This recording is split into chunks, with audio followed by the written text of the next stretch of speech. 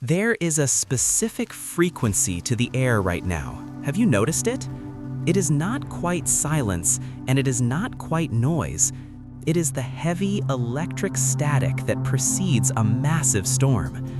You might be going about your daily routine, washing the dishes, driving to work, speaking with friends, but underneath the surface, your spirit is vibrating with an urgent, undeniable alarm. You are not imagining this.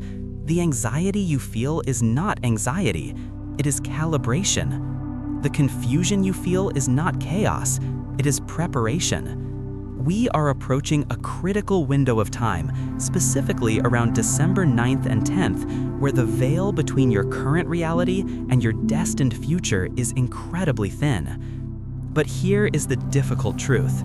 Thin ice is dangerous to walk on if you do not know where to step. You are standing on a precipice. To the untrained eye, everything looks calm, but you are not looking with untrained eyes. You are looking with the spirit of someone who has been chosen for a different path. This message is finding you because a rescue mission has already been launched for your life. There is an immediate danger hovering in the periphery of your existence, a trap set by circumstances, by old patterns, and perhaps by people you trust. But there is also a divine hand reaching out to pull you back before you fall. The universe is speaking, God is signaling, and your own intuition is screaming. The question is not whether the signal is real. The question is, will you listen before the window closes? If these words are landing for you, there's a clear way to move forward without getting scattered. Prosperity revealed in 3 dimensions. It's a simple and profound path designed to help you bring order to the noise, return to your center, and act with clarity. You can explore it in reading or listening, whatever fits your life right now. Everything is in the pinned comment and in the description. Take the time that feels right. And now, let's come back to the heart of our exploration. This urgency you feel is not meant to induce panic. Panic is a frantic waste of energy. This is about alertness. Think of the difference between a deer that freezes in headlights and a lion that tenses its muscles before a leap. You are being called to be the lion. The danger we are discussing is not necessarily a physical threat, although it can manifest in the material world. It is a spiritual ambush. There are forces, call them entropy, resistance, or the shadow, that thrive when you are about to level up. They do not attack when you are stagnant, they attack when you are about to break through. The closer you get to the dates of December 9th and 10th, the more you might feel a strange pressure, a desire to give up, or a sudden fog clouding your judgment. This is the first sign, the protective fog. You might feel confused right now. You might feel like you have lost your sense of direction. You ask for a sign, and you get silence. You ask for a path, and you see a wall. But this is where the mystery deepens. What if this confusion is not an attack, but a shield? In nature, a dense mist often rolls into the valley to hide the vulnerable life within it from predators that hunt by sight. God is concealing your path right now so that the enemy cannot pinpoint your next step. If you do not know where you are going, neither does the force that is trying to stop you. Do not fight the fog. Do not try to force clarity where there is currently mystery. This obscurity is a divine cloak. You are being hidden because you are being hunted by an old version of your life that wants to drag you back. If this perspective on confusion shifts something in your chest, consider subscribing to the channel. We are building a sanctuary here for those who are ready to see the unseen. But the danger does not always look like a storm or a fog.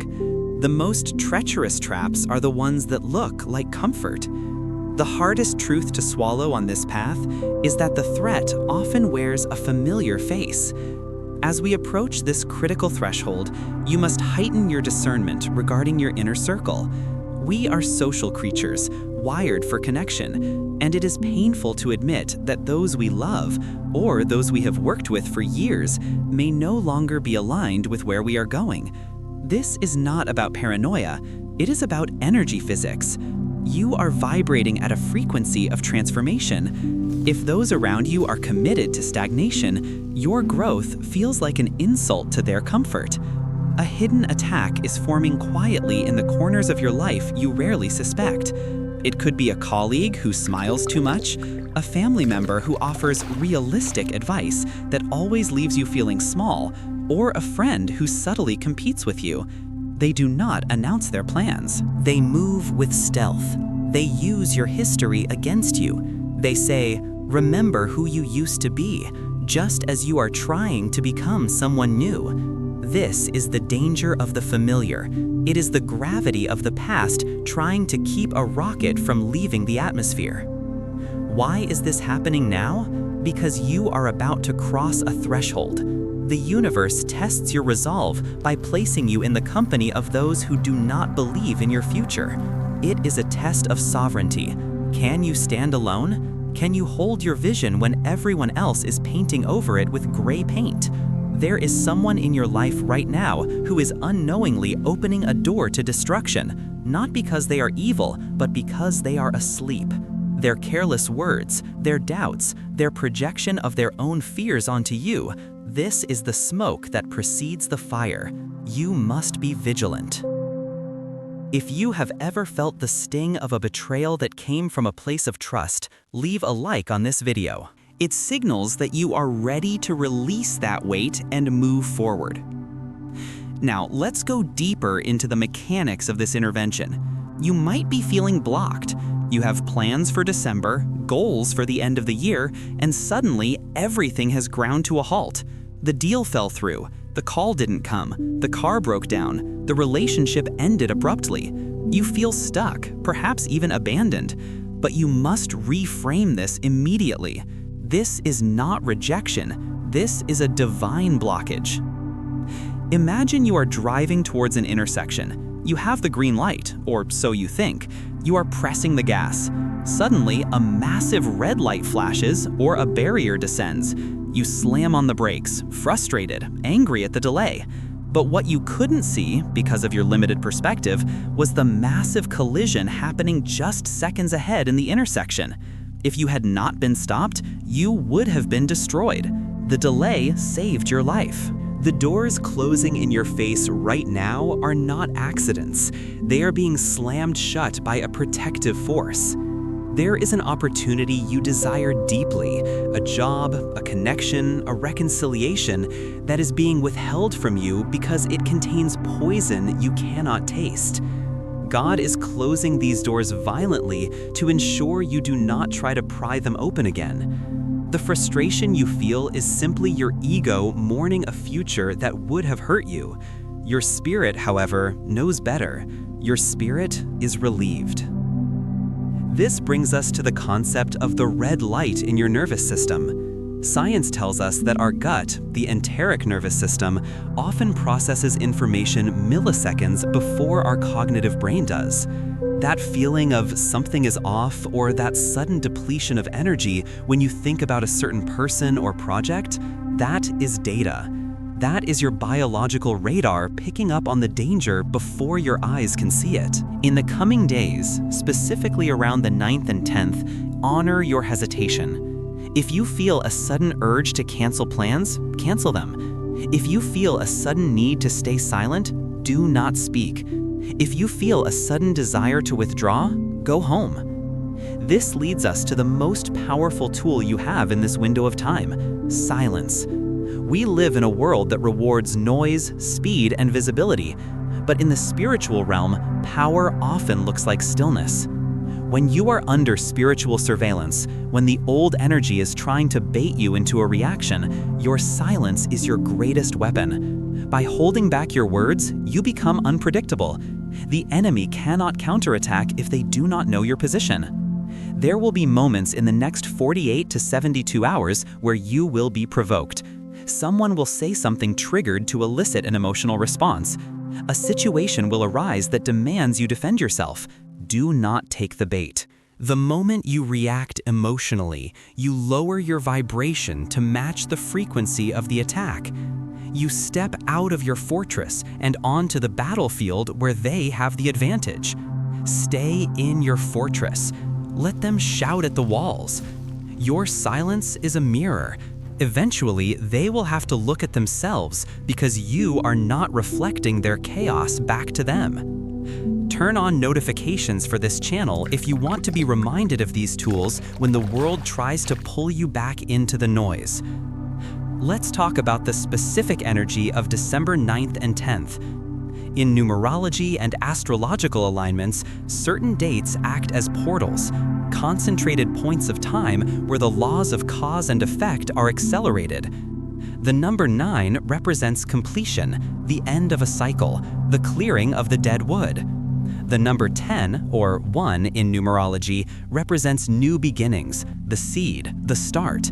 We are literally moving from the death of the old to the birth of the new in a span of 24 to 48 hours. This transition is turbulent. Birth is messy. Death is heavy. You are experiencing both simultaneously. This is why you feel the tremor. A divine tremor is shaking the foundations of your life. Anything that is not built on truth is cracking. Relationships based on dependency are fracturing. Jobs based on compromising your values are becoming intolerable. Habits that numb you are no longer working. This shaking is not punishment, it is structural integrity testing. God is shaking your life so that everything that can fall does fall, leaving only what is unshakable standing. You want to build a skyscraper of destiny? You cannot build it on sand. The tremor is clearing the sand so you can find the bedrock. And here is the promise, the divine reversal. In the midst of this shaking, you might feel like the odds are stacked against you. You look at your bank account, your relationships, your health, and the data looks bad. But the spiritual realm operates on a different logic. God specializes in the 11th hour reversal. The story of Joseph in the pit, the story of Daniel in the lion's den, these are not just ancient myths. They are archetypes of the reversal. The lowest point is often the trampoline for the highest jump. What the enemy designed to break you, the universe is about to flip into a blessing so unexpected that it will leave you breathless. Imagine a courtroom where the verdict seems certain against you. The evidence is piled high, the jury is frowning. And then, in a single moment, new evidence is presented. Evidence that was hidden, evidence that changes the entire narrative. And the judge not only acquits you, but awards you damages. That is the kind of reversal that is possible when you stay aligned during the tremor. So, what are the practical instructions for these critical days? How do you navigate the 9th and 10th?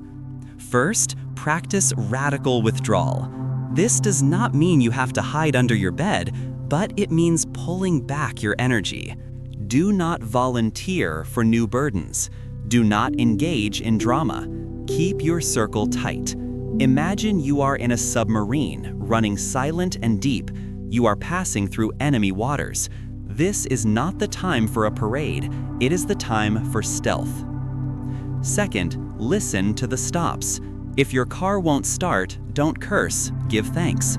If the meeting is canceled, breathe a sigh of relief. If the phone call drops, do not call back immediately. Read the interruptions as divine protection. There is a reason you are being delayed. Trust the timing of the delay. Third, watch your words. Scripture and ancient wisdom tell us that life and death are in the power of the tongue. In this highly charged window, your words are spells.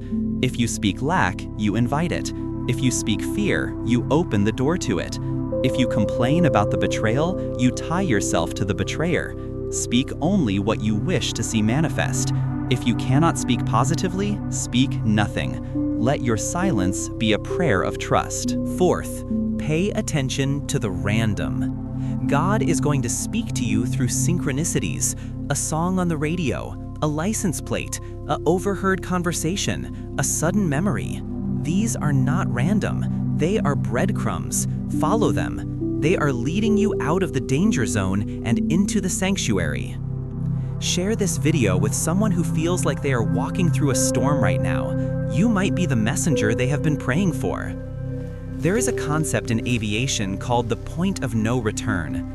It is the moment in a flight where the plane no longer has enough fuel to turn back to the airport of origin. It must continue to the destination no matter the weather. You are at your point of no return. The old life is gone. It is a ghost town. There is nothing back there for you but memories and dust. The only way is through. The danger is real, yes. The trap is set, yes. But the rescue is also guaranteed if you keep your eyes forward. The chosen one is not a title of ego. It is a description of burden and blessing. It means you have been chosen to break the generational curses that have held your lineage back. It means you have been chosen to metabolize the pain of the past and turn it into power. Of course it is difficult. Of course it is scary. If it were easy, everyone would do it. But they didn't choose everyone. They chose you. As the 9th and 10th approach, visualize yourself surrounded by a pillar of light. This is not just a visualization, it is an energetic boundary. Nothing enters this pillar without your permission. No fear, no doubt, no projection from others. Inside this pillar, there is calm. Outside, the storm may rage, but inside, there is the stillness of the eye of the hurricane. You are being moved. The atmosphere around you is changing because you have outgrown the container. A plant that outgrows its pot must be repotted, or its roots will strangle it. The process of repotting is traumatic for the plant. It is pulled from the soil, its roots are exposed to the air, it feels vulnerable. But it is necessary for growth. You are being repotted. The discomfort you feel is the exposure of your roots. But soon, you will be placed in richer soil, in a larger pot, with more room to expand. Do not resent the gardener for the disruption. Trust the hands that are holding you. Tell me in the comments, comment the number 99. This is your declaration to the universe that you are awake, alert, and ready to complete the cycle and begin the new. It is a signal that you are not a victim of the storm, but the master of your own attention. Remember, the enemy of your soul relies on your distraction. He relies on you being too busy, too tired, or too emotional to notice the trap. By simply stopping, breathing, and becoming aware, you dismantle the trap. Awareness is the acid that dissolves the chains of the unconscious. In these coming days, you might feel a sudden wave of sadness. Let it flow. It is the grief of the old self dying. You might feel a sudden burst of anger. Let it pass. It is the boundary asserting itself. You might feel a sudden wave of joy for no reason. Hold on to it. That is the frequency of the future waving at you. The universe does not make mistakes. The timing of this message is precise. You are seeing this now because you have the strength to handle the warning and the wisdom to execute the escape. The danger is immediate, but the salvation is eternal. God is saying, I have you. I am blocking the road to destruction. I am silencing the voices that confuse you. I am shaking the ground to wake you up. Trust the block. Trust the silence. Trust the shake. We are walking this path together. You are never truly alone in this. The very fact that you are seeking, listening, and feeling is proof that the light is already active within you. The dark cannot comprehend the light, and that is why it tries to extinguish it. But a single candle can defy an entire room of darkness. Be that candle. As you move through December 9th and 10th, carry this question in your heart. What is trying to leave my life, and do I have the courage to open the door and let it go? The rescue is not a helicopter coming down from the sky. The rescue is you, waking up, standing up, and walking away from what no longer serves you, guided by the silent whisper of the divine. Act now, not with panic, but with power. The window is open. Step through. What light wants to enter your life now? What are you ready to release so something truer can begin? where does your attention want to rest tonight? The answers to these questions are the map you have been waiting for. Listen closely. The silence is speaking. Characters, with spaces, 10245. The Great Shift, Navigating the Void Between Lives. Script. And when the silence speaks, the first thing it often asks for is trust. Because after the storm passes, and after the roots have been pulled from the old soil, you are left with something that can feel even more unsettling than the chaos: the void. This is the space between who you were and who you are becoming. In this space, the old world has dissolved, but the new world has not yet fully formed.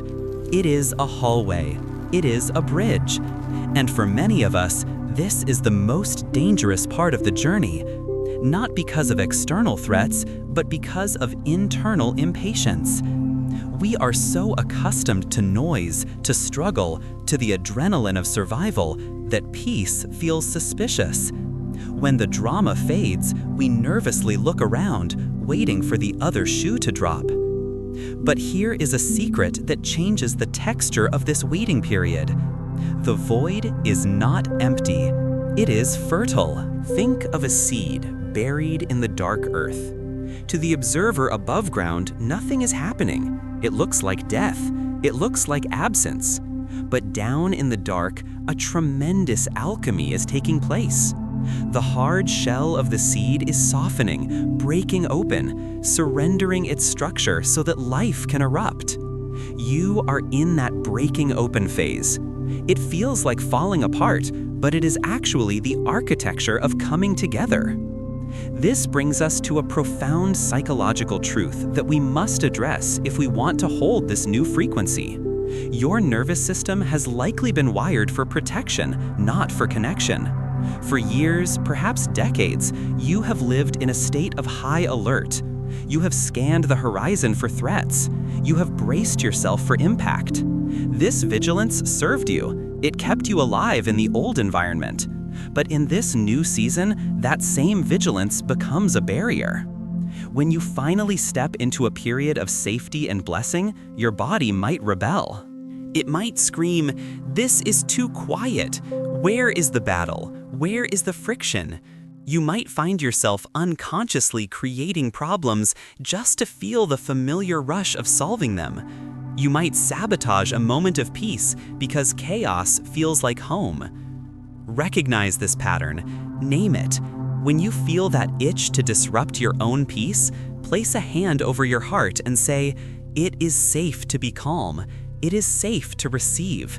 You are retraining your biology to accept the blessings your soul has already claimed. If this resonates with where you are, if you have felt that strange anxiety when things finally go right, leave a like on this video. It is a small signal that you are ready to normalize peace in your life. Now, let's go deeper into the mechanics of this transition. As you stand in this pillar of light we visualized, you will notice that your relationships begin to shift. This is unavoidable. It is the physics of vibration. Imagine two tuning forks. If they are tuned to the same frequency, striking one will make the other vibrate. But if you change your frequency, if you tune yourself to a higher pitch of integrity, truth, and purpose, the old forks will no longer vibrate with you. This silence between you and people you once felt close to is not a punishment. It is not a betrayal. It is simply a lack of resonance. You are broadcasting on a station they cannot pick up. The temptation here is to lower your frequency to meet them. You might dim your light, play small, or engage in old gossip just to maintain the connection. Do not do this. It is an act of violence against your own soul. When you lower your vibration to comfort others, you serve no one. You only validate the darkness. Instead, stay in your light. Be the lighthouse. The lighthouse does not run down the beach chasing the boats to save them. It stands tall, shines its light, and lets the boats find their way. Some will come to you. Some will sail past. Bless them both. This is a heavy realization, I know. It requires a grieving process. But remember, You are not losing people. You are returning them to their own paths, just as you are fully committing to yours. And as you commit, a new capability begins to awaken within you, the power of the observer. In the old life, you were the actor in the movie, swept away by every plot twist, hurt by every line of dialogue. In this new cycle, you are becoming the director. You can watch the scene, the anger, the fear, the confusion, without becoming the scene. You can stand on the bank of the river and watch the thoughts flow by without drowning in them. This creates a gap between stimulus and response. In that gap lies your freedom. When a challenge arises, a financial delay, a harsh word, a sudden obstacle, the old you would react instantly. The new you pauses. The new you breathes. The new you asks, "What is this trying to teach me?" This shift from reaction to response is the ultimate sign of spiritual maturity. It is the difference between being a victim of circumstance and a master of destiny. But there is a subtle trap here, one that many seekers fall into. We begin to think that awakening means we will never feel negative emotions again.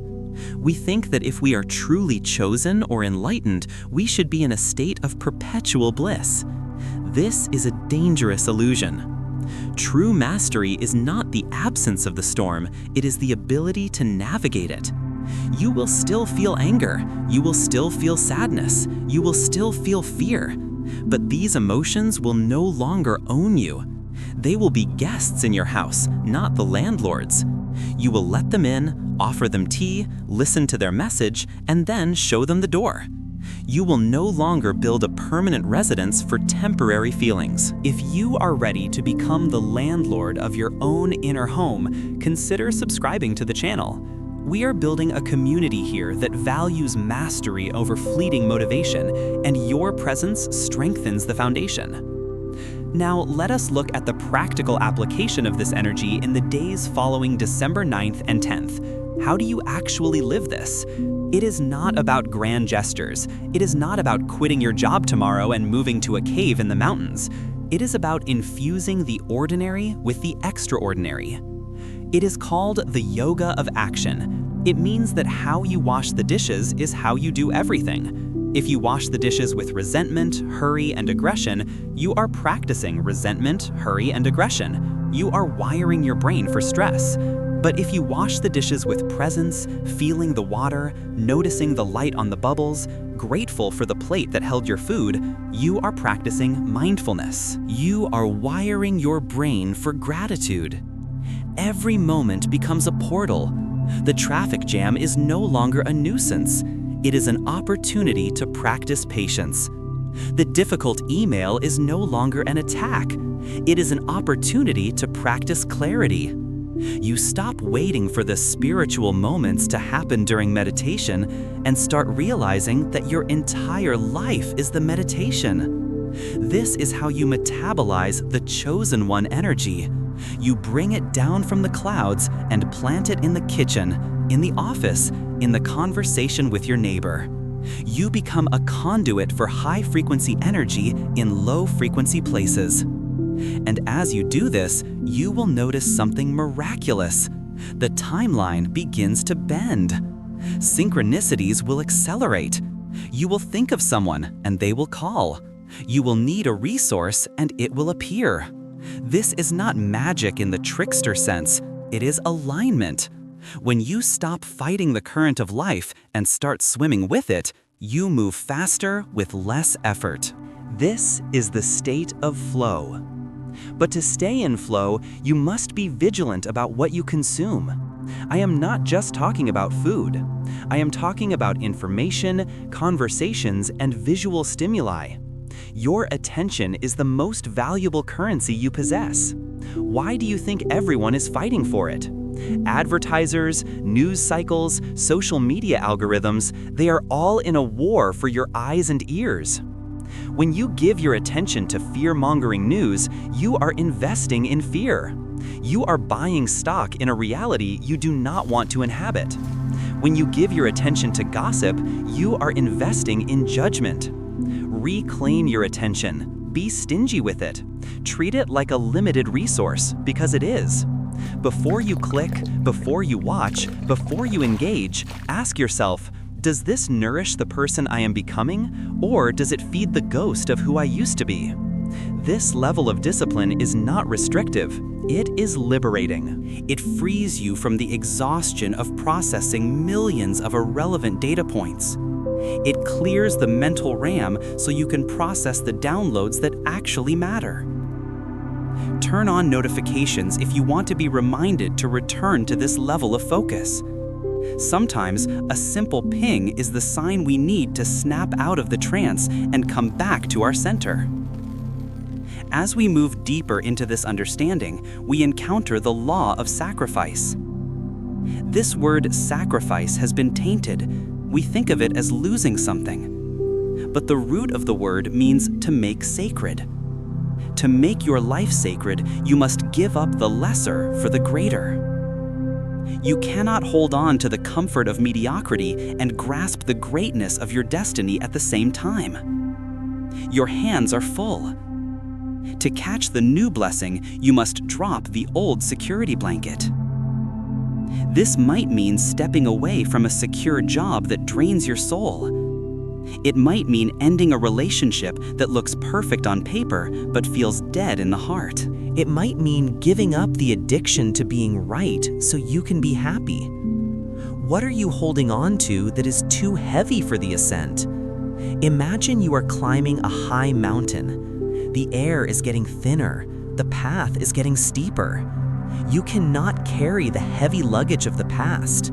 The grudges, the regrets, the what-ifs, they are dead weight. Visualize yourself unstrapping that heavy backpack. Set it down on the side of the trail.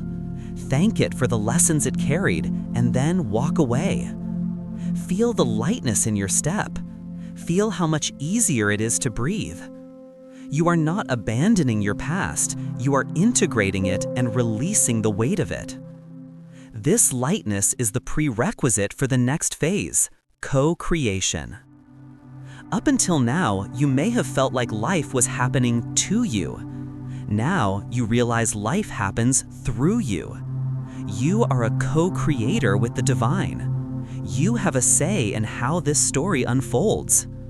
This is where the power of the spoken word comes in. In ancient traditions, it is known that speech is generative.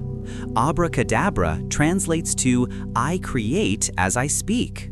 When you complain, you are writing a script of misery.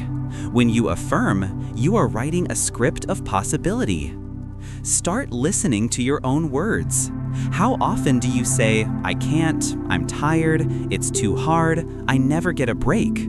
These are spells you are casting on yourself. Break the spell.